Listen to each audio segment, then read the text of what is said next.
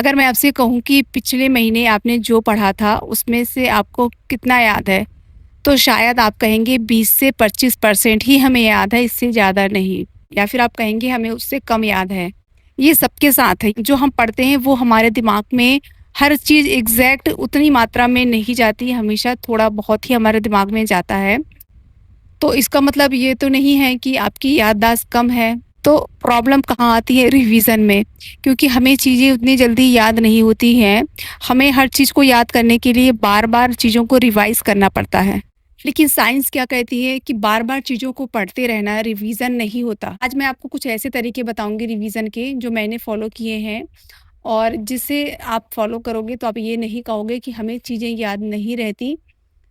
और अगर देखो, मैं कोई एक्सपर्ट तो हूँ नहीं, तो जो मैंने फ़ॉलो किया है, जो चीज़ें मुझे समझ में आई हैं, वही तरीके मैं आपको बताऊँगी। अगर कुछ लोगों को वो तरीके पसंद ना आए, तो प्लीज़ नेगेटिव कमेंट ना कीजिएगा। और अगर आपके कुछ और भी तरीके हैं आपके पास और लोगों के लिए अच्छी चीज़ है, ज़रूर आप शेयर कर सकते हैं कमेंट बॉक्स में, ताकि दूसरे लोगों को भी हेल्प मिल सके। और जे सबसे अच्छी बात क्या है कि जो मैं तरीके आपको बताऊँगी, ये कोई भी अपने ऊपर फ़ॉलो कर सकता है। बहुत ही प्रैक्टिकल और सिंपल तरीके हैं, आप ज़रूर एक बार इनको आज़मा के देखिएगा। कुछ दिन ही सही, पर इसको ट्राई ज़रूर कीजिएगा, तभी आपको पता चलेगा कि ये तरीके आपके काम आ रहे हैं कि नहीं।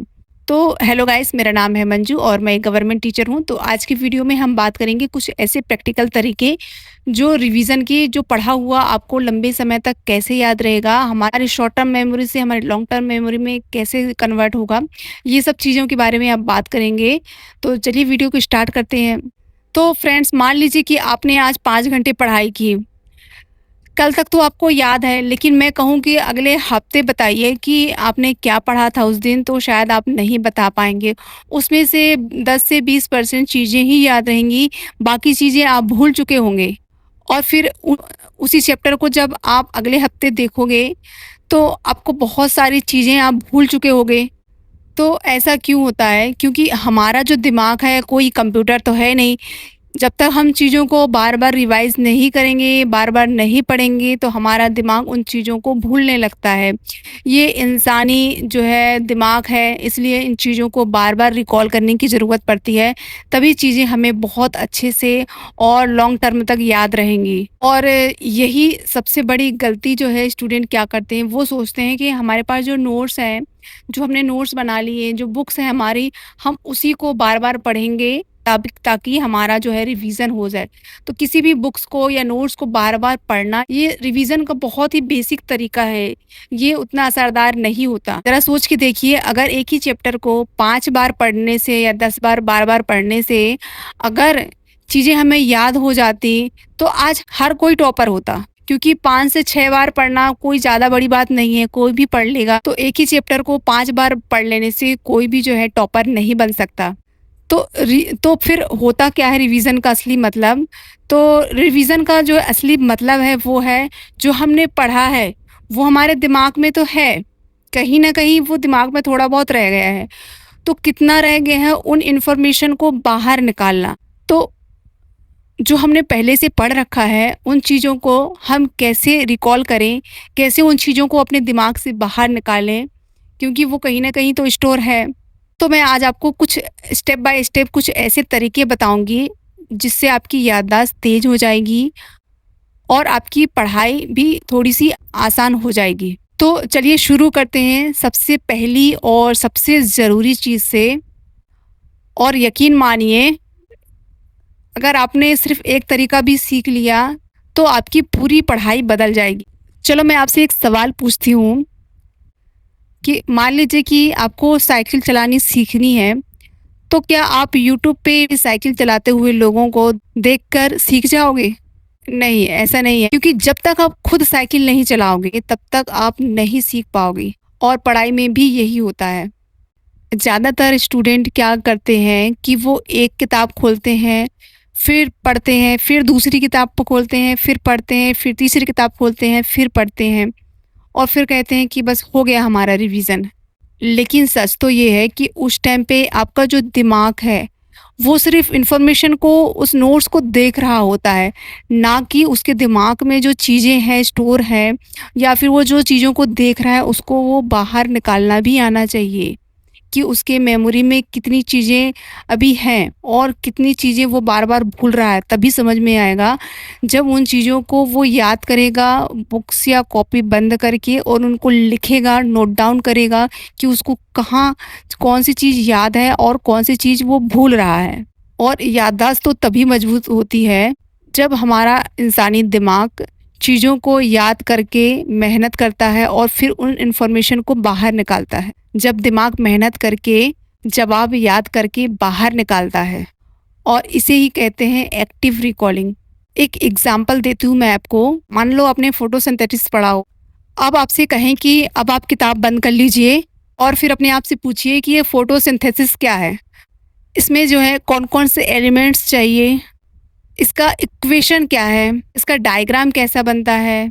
जो याद है उसको आप लिख दीजिए, और लिखने के बाद फिर आपको बुक्स खोलनी है और देखना है कि आपने क्या-क्या लिखा है, कहाँ आप भूल गए, कहाँ गलती हो गई है, कहाँ छूट गया है। अब आपको वही पढ़ना है जो छूट गया है, जो अच्छे से याद नहीं हो पा रहा है, और यही असली रिवीजन है।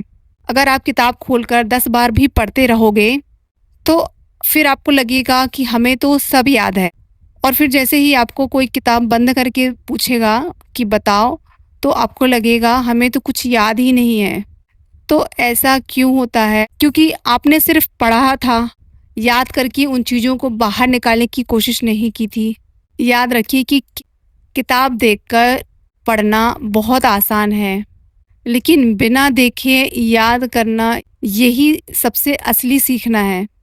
तो मैं तो आपसे यही कहूँगी कि आप जो भी चैप्टर पढ़ रहे हो, पढ़ने के बाद आपको 5 मिनट का टाइम निकालना है अपने लिए और उसको रिवाइज़ करते जाना है। तो रिवाइज़ करने का तरीका मैंने बताया कि आप जो है किताब बंद कर लीजिए, एक खाली पेज ले लीजिए या एक कॉपी ले लीजिए जो आती है अभी, ब्लैक पेज वाली रफ़ कॉपी आती हैं, वो आप एक ले सकते हैं। उस कॉपी से आप बहुत अच्छे से रिवीज़न कर सकते हैं, वो आपकी बहुत काम आएगी। और फिर उसमें टॉपिक लिखिए, और टॉपिक में आपको क्या-क्या आता है उस टॉपिक के बारे में सारा कुछ लिख डालिए, जो-जो आपके दिमाग में है। याद करिए, चीज़ों को रिकॉल करिए और लिखिए। हो सकता है पहले दिन आपको आधा भी याद ना आए, लेकिन यकीन मानिए एक दिन ऐसा आएगा, यही 5 मिनट जो है आप डेली करोगे तो आपकी याददाश्त बहुत तेज़ बढ़ जाएगी और लोगों की अपेक्षा। अब आप में से बहुत लोग एक सवाल पूछेंगे कि अगर एक्टिव रिकॉलिंग इतना अच्छा है, तो फिर कुछ दिनों के बाद हम फिर से क्यों भूल जाते हैं? इसका भी एक सॉल्यूशन है जिसे ज़्यादातर लोग यूज़ करते हैं, जो सफल या सक्सेसफुल लोग हैं, और मैंने भी ये चीज़ों को देखा था, समझा था। अब मैं आपको एक ऐसी गलती बताने जा रही हूँ, जो बहुत सारे स्टूडेंट कर बैठते हैं।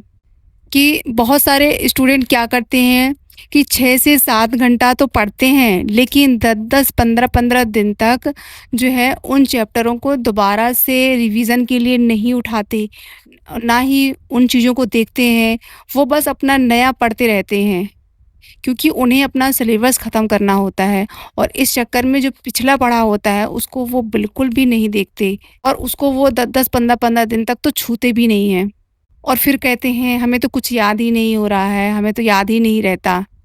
तो ये सबके साथ है, जब भी आप रिवीज़न नहीं करोगे तो यही प्रॉब्लम आएगी। ये बहुत नॉर्मल सी चीज़ है, सबके साथ होती है, तो इसका सबसे अच्छा तरीका यही है कि आपको टाइम-टाइम पे रिवीज़न करते चलना है।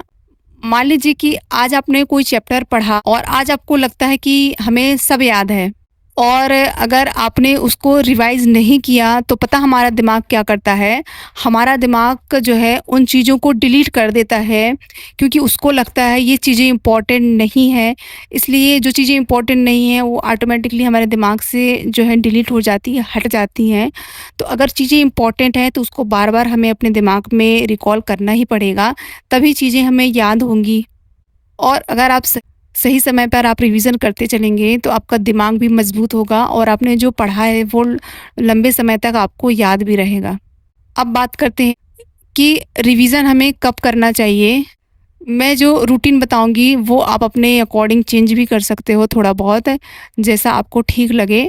तो पहला रिवीज़न आपको करना है, जब आपने चैप्टर को पढ़ा उसी दिन आपको डेली 10 से 15 मिनट उस चैप्टर का जो आप पढ़ रहे हो उसका रिवाइज़ ज़रूर से ज़रूर करना है।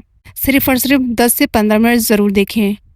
और जो मैंने रिवीज़न का तरीका बताया है कि कॉपी ले लें, जो याद है जिस टॉपिक को पढ़ा है उसको लिखें, कितना याद है, जो नहीं आया है, याद हो रहा है, उसको दोबारा से कॉपी खोलें, उसको देखें कहाँ गलतियाँ हो रही हैं, क्या हम भूल रहे हैं, उसको दोबारा से याद करें, फिर एक बार और लिखें। ऐसे 10 से 15 मिनट आपको जो है, अपना जो डेली पढ़ रहे हैं उसके लिए निकालना है। और दूसरा आपको रिवीज़न करना है 2 से 3 दिन बाद आपको 15 से 20 मिनट, या आपके पास टाइम है तो आधा घंटा भी दे लीजिए। जो भी आपने 2 से 3 दिन में पढ़ा हुआ है, उसको फिर से याद कीजिए, रिवाइज़ कीजिए लिख-लिख के, एक्टिव रिकॉलिंग करिए, अपने ब्रेन को थोड़ा-सा ज़ोर लगाइए, जो-जो चीज़ें याद हैं उसको बाहर निकालने की कोशिश कीजिए। और तीसरा रिवीज़न होगा हमारा हफ़्ते में 1 दिन, मतलब 7 दिन के अंदर-अंदर आपको रिवाइज़ करना है, या आप जो है अपना रूटीन बना सकते हैं। संडे को या सैटरडे का कोई भी एक दिन आप फ़िक्स कर लीजिए, जिसमें आपका सिर्फ़ और सिर्फ़ रिवीज़न रहेगा। तो आपने हफ़्ते में जो भी पढ़ा है उसका रिवाइज़ ज़रूर करें।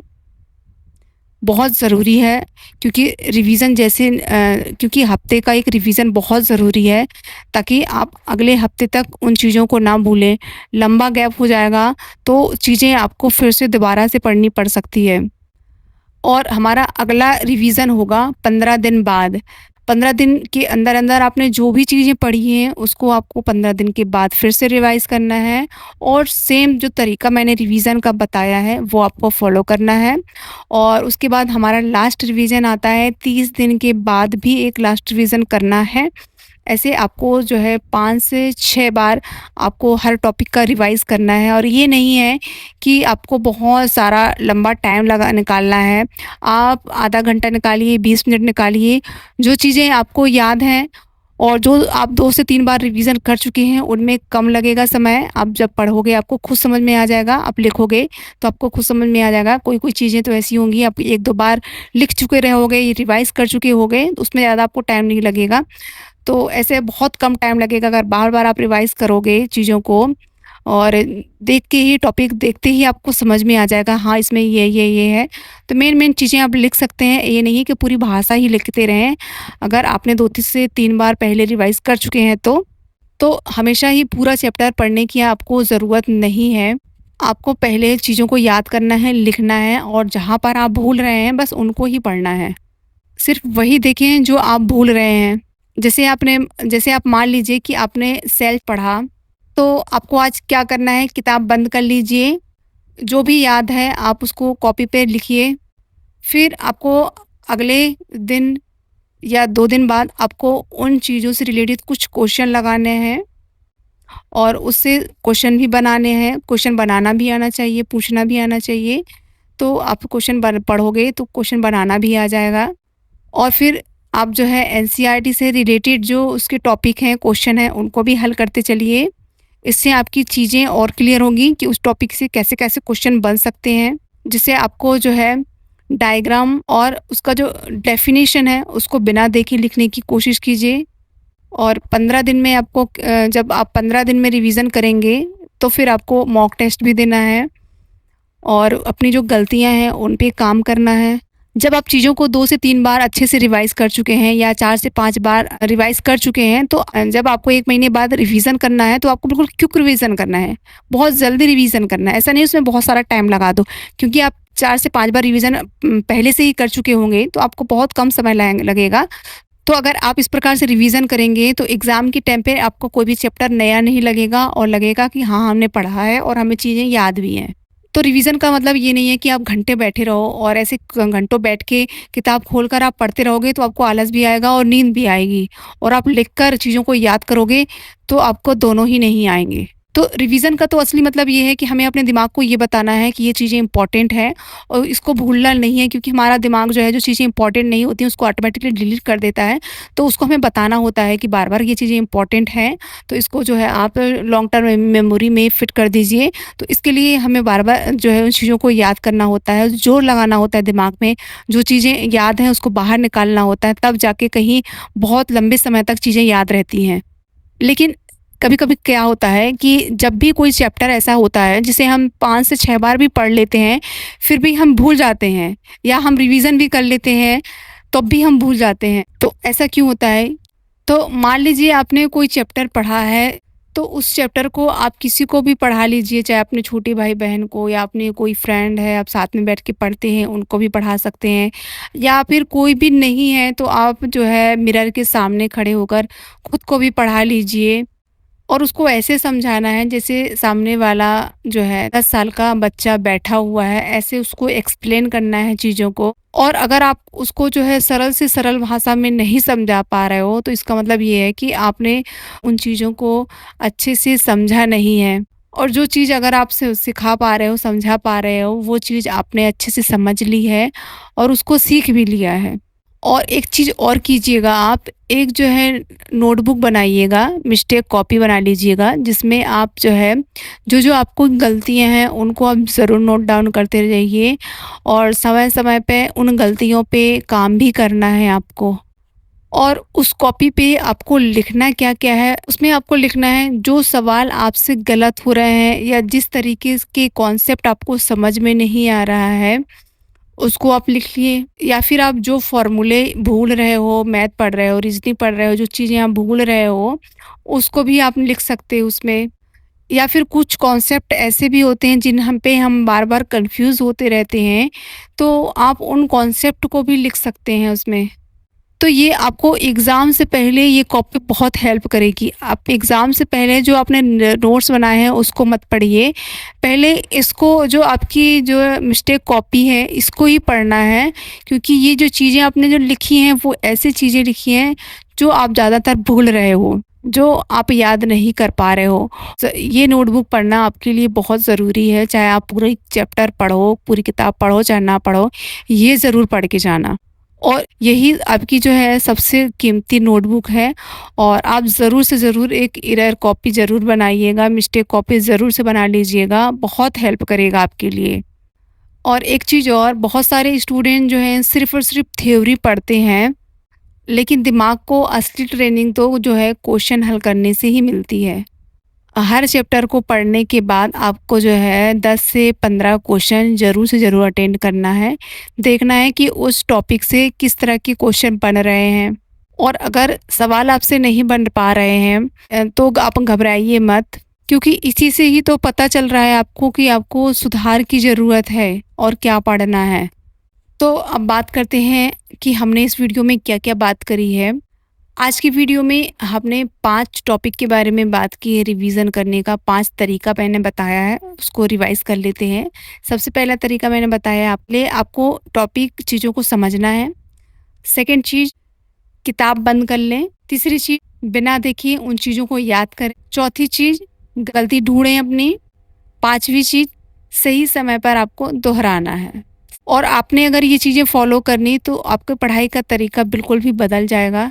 टॉपर और बाकी स्टूडेंट में सबसे बड़ा फ़र्क आईक्यू का नहीं होता, उनके पढ़ने के तरीके का होता है। टॉपर जो हैं वो ज़्यादा नहीं पढ़ते, बल्कि सही तरीके से पढ़ते हैं वो। अगर पूरी वीडियो में अगर आपको कोई भी चीज़ पसंद आई हो, तो मुझे कमेंट बॉक्स में ज़रूर बताना कि कौन-सी चीज़ आपको सबसे ज़्यादा पसंद आई है। और अगर आपको भी रिवीज़न के कोई और भी तरीके पता हैं, तो कमेंट बॉक्स में ज़रूर मेंशन कीजिएगा, ताकि बाकी लोगों को भी हेल्प हो सके। और अगर वीडियो अच्छी लगी हो, तो वीडियो को लाइक ज़रूर कर दीजिएगा, और ऐसी ही स्टडी रिलेटेड वीडियो चाहिए तो मेरे चैनल को ज़रूर सब्सक्राइब कर लें। तो thank you watching this video. तो मिलते हैं अपनी नेक्स्ट वीडियो में, तब तक के लिए बाय बाय।